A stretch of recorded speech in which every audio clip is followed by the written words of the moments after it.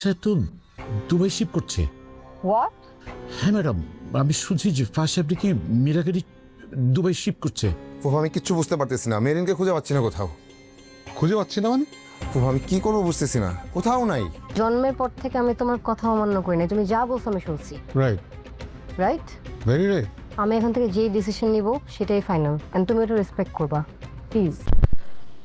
আমাদের গল্প এক জনপ্রিয় এবং সবার মন কেড়েছে। ভারত, বাংলাদেশ, সবার বাংলাভাষী লোকেদের একেবারে আকর্ষণীয় করে তুলেছে এই নাটক। এই নাটক অলরেডি আমরা 34 পর্ব দেখে নিয়েছি। 35-এর অপেক্ষা কী হতে পারে? আমরা দেখতেই পাচ্ছি যে মেহরিন তারই প্রেমিকের ভাইকে বিয়ে করেছে এবং সে বাড়ি থেকে চলে গিয়েছে, এটা বুঝতে পেরেছি, এটা পরবর্তীতে হবে। এবং মেহরিনের এক্স, যাকে ভাসুর বলা হচ্ছে বর্তমানে, সেও কিন্তু তার অন্য এক প্রেমিকাকে নিয়ে দুবাইয়ে শিফট করার পরিকল্পনা করছে। সেটা কিন্তু তার বর্তমানের প্রেজেন্ট ওয়াইফ, যারা দেখতে পাচ্ছেন, সে কিন্তু জেনে গেছেন।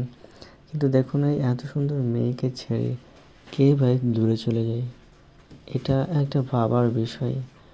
তারপরে এই যে এর এত টাকা বাপের এবং খুব শান্ত ভদ্র মেয়ে একে মনে হয়।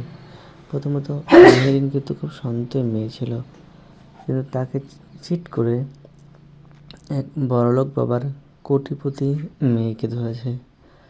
তারপরেও কিন্তু তার শান্তি বা সুখ মেটেনি। তার মানে বোঝা যাচ্ছে এই যে এই ব্যাকামুখো একটা জ্যান্ত ভণ্ড। এটা কার কার মত সেটা অবশ্যই কমেন্টে জানাবেন তো বটেই। তারপর এই দেখুন, এদের সম্পর্কটা কিন্তু খুব সুন্দর এবং মিষ্টি লাগে, কিন্তু মেহেরিনকে যে খুঁজে পাওয়া যাচ্ছে না। মেহেরিন কোথায় যেতে পারে মনে হয় দর্শকদের, এটা কিন্তু অবশ্যই জানাবেন। এবং মেহেরকে নিয়ে পুরো ফ্যামিলি কিন্তু চিন্তিত, এবং খুব সুন্দর একটা চরিত্র মেহেরিন করতেই থাকে।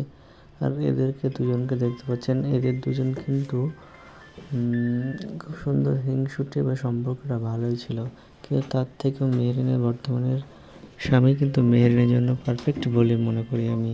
দর্শক বন্ধুরা কী মনে করছো অবশ্যই জানাবে, এবং পরবর্তী আপডেট পেতে অবশ্যই আমার সঙ্গে জুড়ে থাকবে।